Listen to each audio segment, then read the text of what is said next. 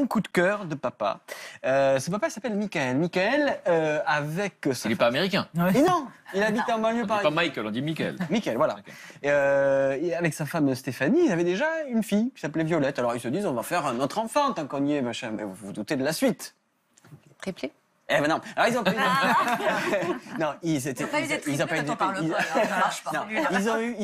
déjà une fille, ils ont eu deux filles qui sont arrivées, des jumelles, deux filles, et à un but très rapproché. Alors, je vais vous dire le truc, je cite Michael, quand il a su qu'il avait des jumelles, c'est le drame. C'était un choc, il a failli s'évanouir. Tellement, ils n'attendaient pas à ça. Et alors ce Michael, il est toujours d'ailleurs dessinateur professionnel. Il fait des dessins, il fait des illustrations. Voilà. Et il s'est défini comme papa cube. C'est-à-dire que papa au cube, vous faites des maths. Au carré, au cube, avec 3 enfants, il s'est dit fois 3, ce qui mathématiquement n'est pas juste, mais c'est pas grave.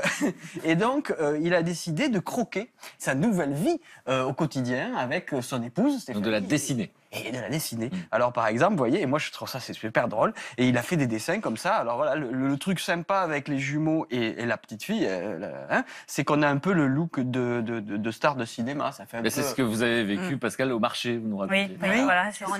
Angelina Jolie et Brad Pitt à l'époque de leur superbe. Voilà.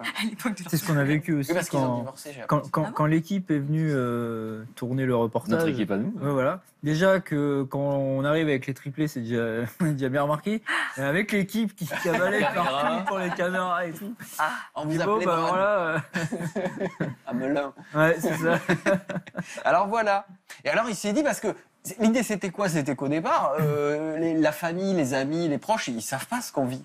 Et c'est quand même, vous le savez mieux que moi, c'est quand même... On n'a même pas le temps de le raconter. On n'a même pas le temps de le raconter. Alors par exemple, il a croqué ça. Voilà, le quotidien c'est ça. C'est 16 biberons, 16 couches, 2 bains, les bodys, les pyjamas, voilà, il s'est amusé à faire ça. Donc au début, il montre ça à qui? Ces dessins? Et il montre ça à leur famille et à leurs amis, pour leur dire, rendez-vous compte de ce que vous vivez. Et puis après, ils se disent aussi, bon, pour lui... Je suis sûr que là, Pascal et Géraldine se disent, il a quand même le temps de dessiner. Oui, alors c'est une bonne remarque, parce qu'au final, on va expliquer plus tard. Alors, voilà, et alors il s'est dit, c'est un exutoire aussi, parce que c'est un dessinateur, il a besoin d'un... Bon. Ouais. Et il se dit aussi, je fais ça aussi pour mes filles, pour qu'elles sachent que quand elles seront grandes, c'était pas simple au quotidien. Hein. Alors voilà, j'aime bien aussi. Là, ça s'appelle La Teuf Non-Stop. Maintenant que je t'ai habillé, baigné, je vais pouvoir refaire la même chose avec ta sœur. Et la vie. Ils sont jolis les dessins en plus. Hein. Oui, ils sont chouettes. Ouais, non, c'est vraiment chouette. Et alors, il s'arrête pas là, notre ami Michael, puisqu'il décide de diffuser ça sur un blog où il contacte d'autres parents, du coup, qui sont dans la même situation que vous, et pour partager un petit peu ce qu'il vit. Voilà, par exemple, l'ascenseur. C'est moi qui appuie sur le bouton. Vous voyez, par exemple. Et donc. Attendez, c'est important. J'ai pas pensé effectivement à la période. Parce qu'on a parlé des bébés, puis on a parlé des ados. Et puis il y a cette période du non, par exemple. Où il y a personne de non, c'est moi. Parce qu'en fait, un enfant a besoin à un moment donné, ça fait. Donc là, les 3, comment ça se passait? C'est chacun son tour. C'est obligé.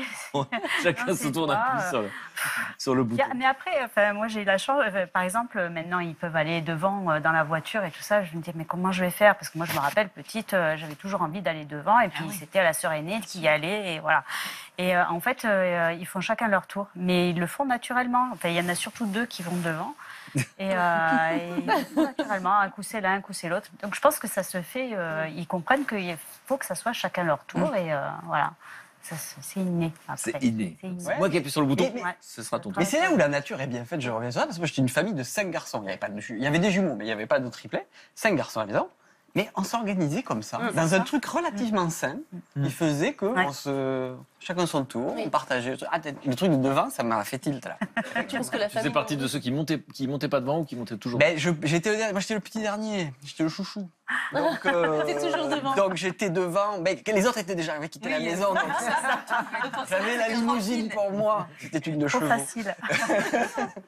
Enfin voilà. Donc notre ami Michael, je reviens à lui, se décide d'ouvrir un blog pour partager. Et là il se rend compte qu'il y a plein de parents comme vous et qui vivent les mêmes choses. Alors ça dédramatise pour lui, ça lui fait du bien. Il se dit je suis pas le seul à galérer et voilà. Alors il publie ce genre de choses. Voilà. Quelqu'un peut m'expliquer pourquoi le correcteur d'orthographe de mon téléphone remplace le mot enfant enfants par enfer. Ça m'a fait marrer. Mais alors, du coup, il n'y a pas un livre qui existe parce que- Alors là, justement, le projet, c'est qu'il va bientôt sortir un bouquin, un BD. Le blog a marché, j'imagine. Le blog a marché, il est suivi par plus de 60 000 personnes sur les réseaux sociaux. Voilà, tout le monde échange et voilà, c'est rigolo. Et il va sortir très bientôt une BD sur son aventure, enfin l'aventure de sa famille, je veux dire, de la grossesse de son épouse jusqu'à aujourd'hui où ses enfants ont 7 et 9 ans.